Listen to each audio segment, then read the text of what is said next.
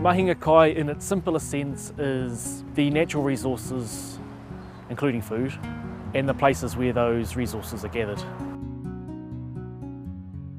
It's unique the way that our people understand the ecological cycles of those species, to know when to gather them, to know when they're in abundance. If there's enough feed under that rock, I know that little bullies, etc., are going to eat it. The eels are going to come along and eat the bullies.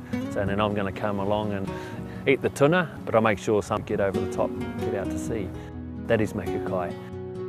Gathering harakeke for resources, rāranga, mahi rāranga, for weaving, that is Mahinga Kai.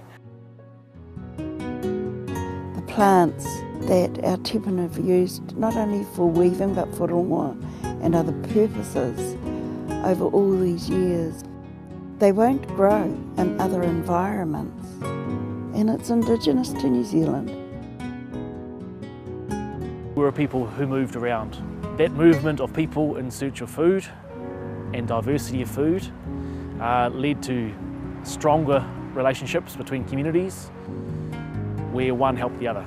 Different things live in different places. Where you might get tuna from is different to where you might get pātiki or flounders from, and different again to where you might collect certain bark or berries off trees.